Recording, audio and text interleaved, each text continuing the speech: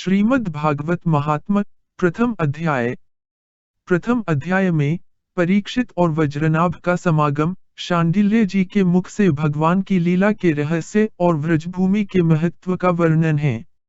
महर्षि व्यास कहते हैं, जिनका स्वरूप है सच्चिदानंद घन, जो अपने सौंदर्य और माधुर्यादि गुणों से सबका मन अपनी ओर आकर्षित कर लेते हैं और सदा सर्वदा अनंत सुख की वर्षा करते रहते हैं, जिनकी ही शक्ति से इस विश्व की उत्पत्ति, स्थिति और प्रलय होते हैं, उन भगवान श्री कृष्ण को हम भक्ति रस का आस्वादन करने के लिए नित्य निरंतर प्रणाम करते हैं। नैमिषारण्य क्षेत्र में श्री सूत जी स्वस्थ चित्त से अपने आसन पर बैठे हुए थे। उस समय भगवान की अमृतमयी लीला कथा के रसिक, उसके रसास्वादन में अत्यंत कुशल शौनकादि ऋषियों ने सूत जी को प्रणाम करके उनसे यह प्रश्न किया। ऋषियों ने पूछा, सूत जी, धर्मराज युधिष्ठिर जब श्री मथुरा मंडल में अनिरुद्ध नंदन वज्रका और हस्तिनापुर में अपने पौत्र परीक्षित का राज्याभिषेक करके हिमालय पर चले गए, तब राजा वज्र और परीक्षित ने कैसे कैसे कौन कौन सा कार्य किया। सूत जी ने कहा, भगवान नारायण, नरोत्तम नर, देवी सरस्वती और महर्षि व्यास को नमस्कार करके शुद्ध चित्त होकर भगवत तत्व को प्रकाशित करने वाले इतिहास पुराण रूप जय का उच्चारण करना चाहिए। शौनकादि ब्रह्मर्षियों, जब धर्मराज युधिष्ठिर आदि पांडवगण स्वर्गारोहण के लिए हिमालय चले गए, तब सम्राट परीक्षित एक दिन मथुरा गए। उनकी इस यात्रा का उद्देश्य इतना ही था कि वहां चलकर वज्रनाभ से मिलजुल आए। जब वज्रनाभ को यह समाचार मालूम हुआ कि मेरे पितातुल्य परीक्षित मुझसे मिलने के लिए आ रहे हैं, तब उनका हृदय प्रेम से भर गया। उन्होंने नगर से आगे बढ़कर उनकी अगवानी की, चरणों में प्रणाम किया और बड़े प्रेम से उन्हें अपने महल में ले आए। वीर परीक्षित भगवान श्री कृष्ण के परम प्रेमी भक्त थे। उनका मन नित्य निरंतर आनंद घन श्री कृष्ण चंद्र में ही रमता रहता था। उन्होंने भगवान श्री कृष्ण के प्रपौत्र वज्रनाभ का बड़े प्रेम से आलिंगन किया। इसके बाद अंतःपुर में जाकर भगवान श्री कृष्ण की रोहिणी आदि पत्नियों को नमस्कार किया। रोहिणी आदि श्री कृष्ण पत्नियों ने भी सम्राट परीक्षित का अत्यंत सम्मान किया। वे विश्राम करके जब आराम से बैठ गए, तब उन्होंने वज्रनाभ से यह बात कही। राजा परीक्षित ने कहा, हे तात, तुम्हारे पिता और पितामहों ने मेरे पिता पितामह को बड़े बड़े संकटों से बचाया है। मेरी रक्षा भी उन्होंने ही की है। प्रिय वज्रनाभ, यदि मैं उनके उपकारों का बदला चुकाना चाहूं तो किसी प्रकार नहीं चुका सकता। इसलिए मैं तुमसे प्रार्थना करता हूं कि तुम सुखपूर्वक अपने राजकाज में लगे रहो। तुम्हें अपने खजाने की, सेना की तथा शत्रुओं को दबाने आदि की तनिक भी चिंता न करनी चाहिए। तुम्हारे लिए कोई कर्तव्य है तो केवल एक ही, वह यह है कि तुम्हें अपनी इन माताओं की खूब प्रेम से भली भांति सेवा करते रहना चाहिए। यदि कभी तुम्हारे ऊपर कोई आपत्ति विपत्ति आए अथवा किसी कारणवश तुम्हारे हृदय में अधिक क्लेश का अनुभव हो तो मुझसे बताकर निश्चिंत हो जाना, मैं तुम्हारी सारी चिंताएं दूर कर दूंगा। सम्राट परीक्षित की यह बात सुनकर वज्रनाभ को बड़ी प्रसन्नता हुई। उन्होंने राजा परीक्षित से कहा। वज्रनाभ ने कहा, महाराज, आप मुझसे जो कुछ कह रहे हैं, वह सर्वथा आपके अनुरूप है। आपके पिता ने भी मुझे धनुर्वेद की शिक्षा देकर मेरा महान उपकार किया है। इसलिए मुझे किसी बात की तनिक भी चिंता नहीं, क्योंकि उनकी कृपा से मैं क्षत्रियोचित शूरवीरता से भली भांति संपन्न हूँ। मुझे केवल एक बात की बहुत बड़ी चिंता है, आप उसके संबंध में कुछ विचार कीजिए। यद्यपि मैं मथुरा मंडल के राज्य पर अभिषिक्त हूँ, तथापि मैं यहाँ निर्जन वन में ही रहता हूँ। इस बात का मुझे कुछ भी पता नहीं है कि यहाँ की प्रजा कहाँ चली गई, क्योंकि राज्य का सुख तो तभी है जब प्रजा रहे। जब वज्रनाभ ने परीक्षित से यह बात कही, तब उन्होंने वज्रनाभ का संदेह मिटाने के लिए महर्षि शांडिल्य को बुलवाया। ये ही महर्षि शांडिल्य पहले नंद आदि गोपों के पुरोहित थे। परीक्षित का संदेश पाते ही महर्षि शांडिल्य अपनी कुटी छोड़कर वहां आ पहुंचे। वज्रनाभ ने विधिपूर्वक उनका स्वागत, सत्कार किया और वे एक ऊंचे आसन पर विराजमान हुए। राजा परीक्षित ने वज्रनाभ की बात उन्हें कह सुनाई। इसके बाद महर्षि शांडिल्य बड़ी प्रसन्नता से उनको सांत्वना देते हुए कहने लगे।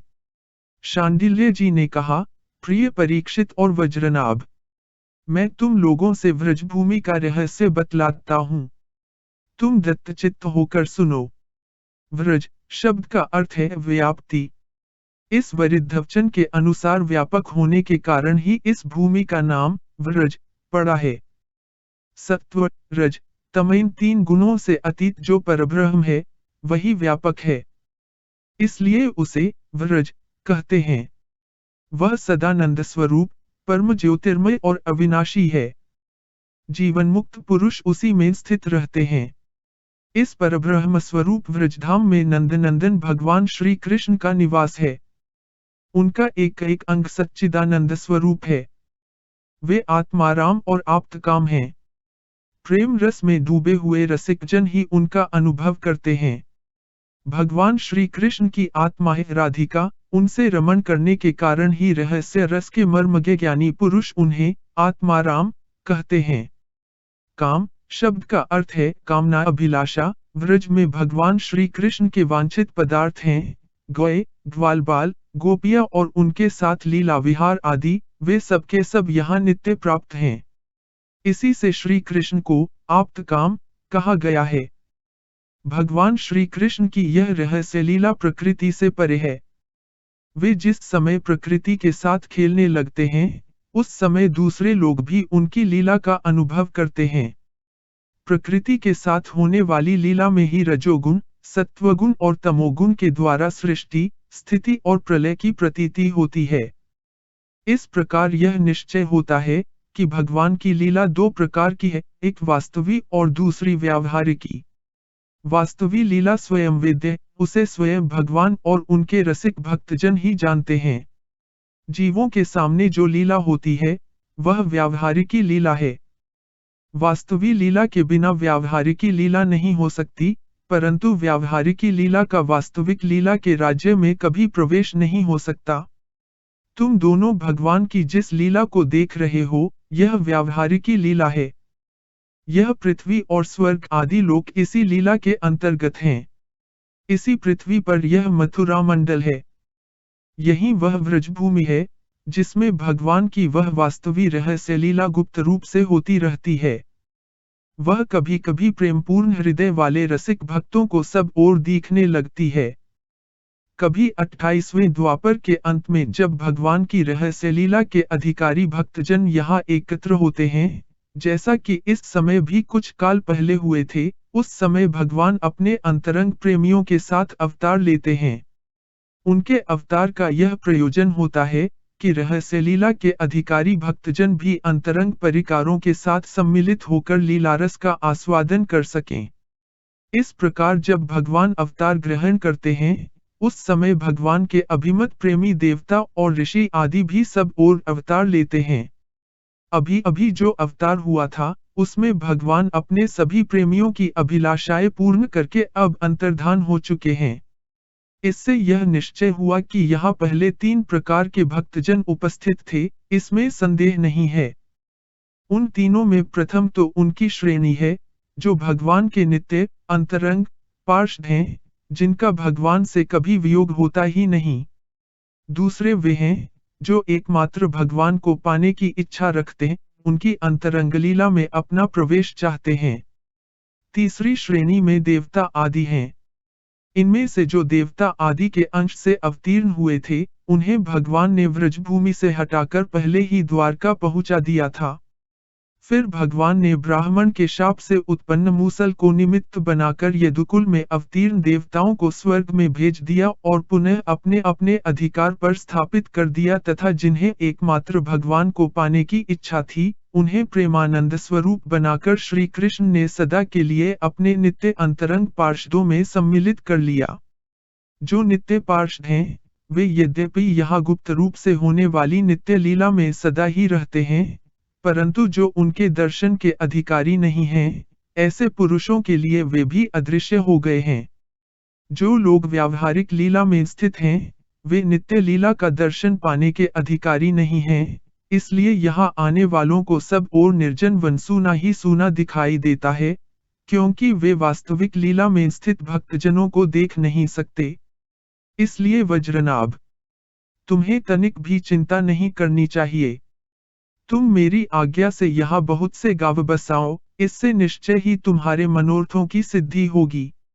भगवान श्री कृष्ण ने जहाँ जैसी लीला की है, उसके अनुसार उस स्थान का नाम रखकर तुम अनेकों गांव बसाओ और इस प्रकार दिव्य व्रजभूमि का भली भांति सेवन करते रहो।